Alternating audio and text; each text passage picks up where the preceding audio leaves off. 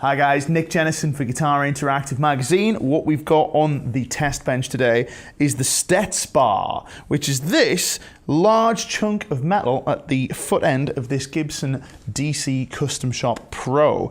The Stetsbar is somewhat unique in that it's an aftermarket tremolo system that you can fit to your guitar with no modifications, that being the important bit. Let's be honest, this is a beautiful guitar and I wouldn't want to drill holes in it, and with this sort of device, you don't have to, which is kind of nice. Now basically what's going on here is the Stetsbar is designed to fit onto your existing bridge fixings. So in this case, we have kind of a two-post system that you'd normally expect to see kind of attached to a tune-o-matic bridge. And then we've got another kind of like attachment down here. It's kind of pretty standard Gibson fare. The Stetsbar basically just kind of drops onto those fittings, and you could probably pick the guitar up by the bar if you so desired. It's really quite sturdy. It's available to fit all sorts of different guitars. You can get it to fit Strats, certain Ibanez hardtail styles, even kind of like a two-post Paul Reed Smith bridge. There is a Stetsbar option for. It's a wonderful thing. It's really rather cool. I've got it fitted with this Bigsby style arm, but it does come with, I have a second arm down here, this kind of more standard looking affair, if that's sort of more your bag. I think this looks really cool, particularly with this guitar, and the arm that you choose doesn't affect the performance in any way, so it really is kind of more of a cosmetic thing, but it's nice that they've included the two options so you can kind of tailor the look to your guitar. Now, if you told me ahead of time that you would take this lovely guitar and you'd stick this big slab of metal on there, I would ask you if you were a little bit mad. But to be honest, it looks pretty cool. And I can't attest to the before and after for the tones, but it sounds great as it is, so I can kind of assume that the Stetsbar certainly isn't taking anything away from the tone of the guitar, and you'd probably imagine it's going to add something to kind of proceedings, because it's this big lump of kind of extra mass, if you know what I mean. Anyway, let's have a little bit of a look at how it operates. We're going to start off with a clean sound, and I'm going to give you some little chordal shimmers. We'll see how they work out.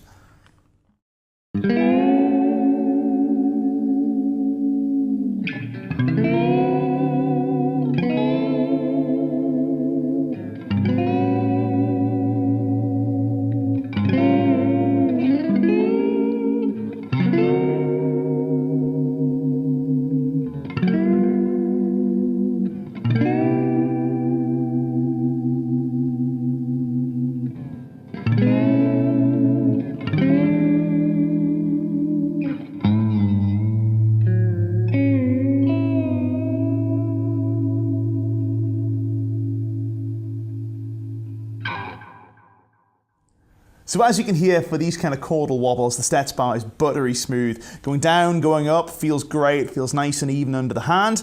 There's no kind of spot in the middle where it clunks, or maybe it's sort of kind of, maybe there's like a dead spot kind of in the middle of the travel that sometimes you get with these kind of trems. I think we can attribute that to the design, because it's on these kind of, they call it the high-tech micro-bearing pivots. I'm assuming that's kind of a ball bearing type design. It certainly feels very, very smooth. The other thing about this, which is quite interesting, is because the arm emerges between the D and G strings, as opposed to sort of like down here below the high E, as on many traditional designs, it means that the pressure you apply to the arm is distributed evenly kind of across the bearing. And often what you can find is with kind of, let's say, a traditional Strat type trem, as you depress it kind of down here, this end lifts up quite a lot and this end sort of doesn't, and that's not a problem with the Stetsbar, which is pretty cool. So let's try it with some slightly more violent applications. I'm going to whack some distortion on, and let's see how it deals with some dive bombs and some harmonics.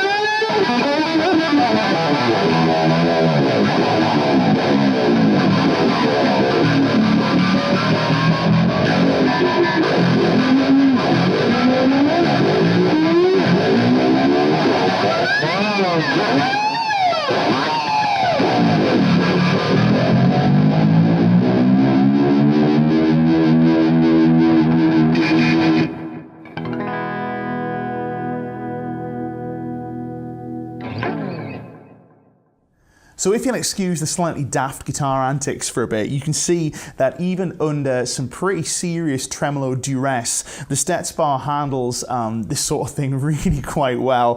Despite looking like a vintage piece of machinery, it sort of performs in a very, very modern way. It's super smooth and you can go absolutely crazy with it. What I will say is that to get the most extreme of dive bombs, you kind of can't do it this way. You've got to turn it this way and give it kind of a solid pull. That's more to do with the height from the guitar's body than anything else, to be honest. It's not a fault with the Stetsbar. It just means that you can turn it this way and you can kind of slack the strings for all those kind of crazy dime bag antics, if that's your sort of thing. Now, I'm a big fan of this because it doesn't look out of place on a vintage styled instrument like this, and you don't have to carve a big hole in the top of your guitar to make it work. One other thing I'd like to point out is that we have this quite remarkable tuning stability without the aid of locking tuners. Now you will notice that these are just pretty standard Gibson tuners. There's nothing fancy going on there. There's no graphite nut.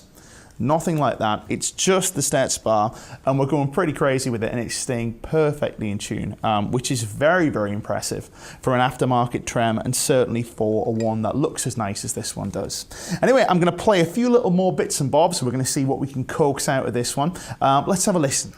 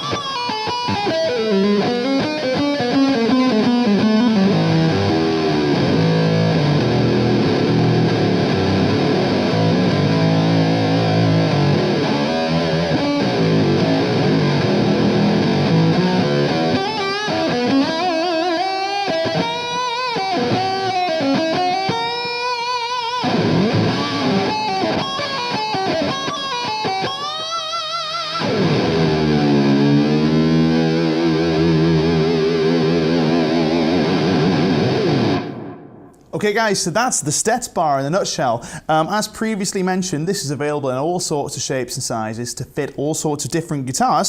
So if you have an instrument that perhaps you're really attached to, but you sort of wish had a trem, I know I've got one or two like that, you can consider fitting a Stetsbar to it, safe in the knowledge that it is completely reversible. Now this is another little interesting thing because it means that let's say you had a gig that required a trem. You could stick your Stetsbar on for that gig and you could take it off and go back to your fixed bridge. If you so desired, you'd probably end up leaving it on because let's be honest, it sounds pretty good. It doesn't seem to get in the way at all. But if you wanted to, you could just sort of, like I say, you could swap it in and out on a gig-to-gig basis, which is quite nice. Anyway, you can find more spec on this both on the manufacturer's website and in the review in this month's magazine. But for the time being, I'm going to leave it there. My name is Nick Jennison for Guitar Interactive Magazine, and I'll see you next time.